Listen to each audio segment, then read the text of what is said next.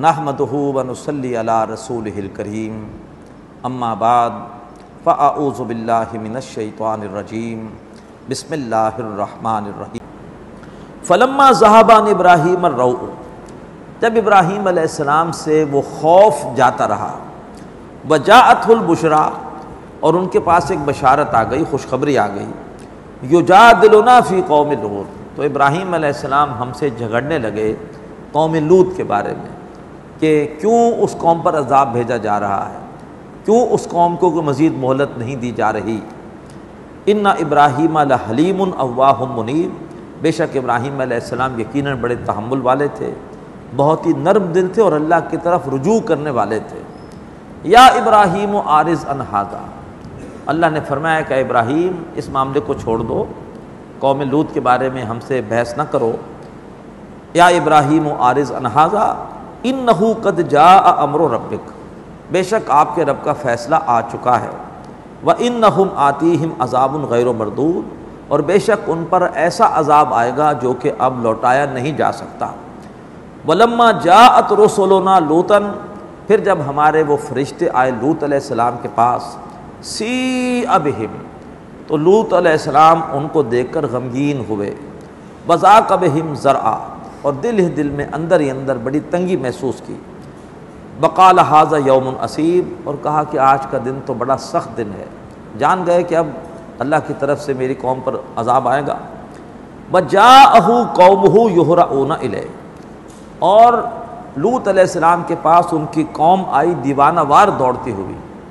قوم کو اطلاع مل گئی، ممکن ہے کہ ان کی جو بیوی تھی خائنہ اس نے دے دی ہو کہ گھر پہ بڑے خوبصورت لڑکے آئے ہیں، فرشتے خوبصورت لڑکوں کی شکل میں آئے تھے، تو قوم ان کے پاس آئی دوڑتی ہوئی۔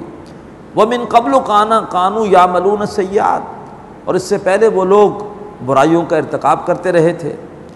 قَالَ يَا قَوْمِ هَٰؤُلَاءِ بَنَاتِي، حضرت لوط علیہ السلام نے کہا کہ میری قوم کے لوگوں، یہ میری بیٹیاں حاضر ہیں، مراد یہ کہ یہ میری قوم کی بیٹیاں ہیں، نبی پوری قوم کے لیے بمنزل والد ہوتے ہیں، تو یہ میری قوم کی بیٹیاں حاضر ہیں، ہن اطہر لکم، یہ تمہارے لیے زیادہ پاکیزہ ہے، نکاح کر کے ان سے اپنی جنسی خواہش پوری کرو، فاتقوا اللہ، پس اللہ کی نافرمانی سے بچو، اور نکاح کر کے قوم کی بیٹیوں کے ساتھ تم اپنا تعلق قائم کرو، بجائے اس کے کہ تم ہم جنس پرستی کے گناہ میں مبتلا ہو۔ ولا تخصون فی ضیفی، اور دیکھو مجھے میرے مہمانوں کے درمیان رسوا نہ کرو۔ الیس منکم رجل رشید، کیا تم میں سے کوئی ایک بھی نیک چلن سمجھدار آدمی نہیں ہے؟ قالوا لقد علمت ما لنا فی بناتک من حق، انہوں نے کہا کہ اے لوط تم جانتے ہو کہ ہمارا تمہاری بیٹیوں میں یعنی تمہاری قوم کی بیٹیوں میں کوئی حق نہیں ہے، ہمیں ان سے کوئی سروکار نہیں ہے۔ وَإِنَّكَ لَتَعْلَمُ مَا نُرِيدُ، اور بے شک تم جانتے ہو کہ ہم کیا چاہتے ہیں۔ قَالَ لَوْ أَنَّ لِي بِكُمْ قُوَّةً، حضرت لوط علیہ السلام نے کہا کہ کاش میرے پاس تمہارے مقابلے کے لیے قوت ہوتی، او آوی الی رکن شدید، اور یا یہ ہے کہ میں کسی مستحکم پناہ گاہ میں، مضبوط پناہ گاہ میں پناہ لے لیتا اور تمہارے شر سے خود کو اور اپنے مہمانوں کو بچا لیتا۔ اب مہمانوں نے حضرت لوط علیہ السلام کو تسلی دی۔ قالوا یا لوط، فرشتوں نے کہا کہ اے لوط، انا رسول ربک، بے شک ہم آپ کے رب کے بھیجے ہوئے فرشتے ہیں، انسان نہیں ہیں، انسانی صورت میں آئے ہیں لیکن ہیں بے شک آپ کے رب کے بھیجے ہوئے فرشتے۔ لن یصلوا الیک، اور یہ ہرگز آپ کو آپ کی طرف نہیں پہنچ سکیں گے۔ فَأَسْرِ بِأَهْلِكَ بِقِطْعٍ مِّنَ اللَّيْلِ، تو آپ ایسا کیجئے کہ رات کے ایک حصے میں اپنے گھر والوں کو لے کر نکلیے۔ وَلَا يَلْتَفِتْ مِنْكُمْ أَحَدٌ، اور آپ میں سے کوئی بھی پیچھے مڑ کر نہ دیکھے، بس نکلیے۔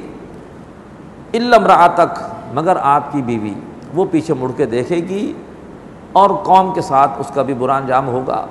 إِنَّهُ مُصِيبُهَا مَا أَصَابَهُ، بے شک اس کو وہی کچھ پہنچے گا جو کہ مصیبت پوری قوم پر آئے گی۔ إِنَّ مَوْعِدَهُمُ الصُّبْحُ، بے شک ان سے جو وعدہ ہے وہ صبح کے وقت کا ہے۔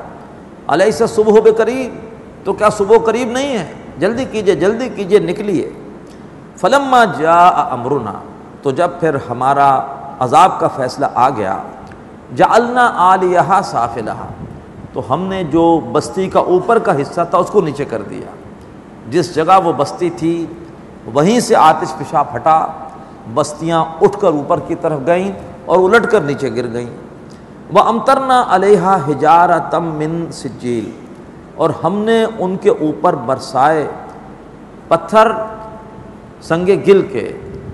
عربی میں گاف نہیں ہوتا تو سنگ گل فارسی میں مٹی کی کنکریاں، عربی میں اس کو سجل کہہ دیا گیا، تو ہم نے ان پر برسائیں کنکریاں مٹی کی، منضود جو تہ بتہ تھیں، ایک کے بعد ایک کنکری آئی، ایک کے بعد ایک کنکری آئی، مصومتاً عند ربک، اور جو نشان زد تھیں اے نبی آپ کے رب کی طرف سے۔ ہر کنکری کے لیے پہلے سے طے تھا کہ اس نے کس بدبخت کو جا کر لگنا ہے اور کس کو اس نے ہلاک کرنا ہے۔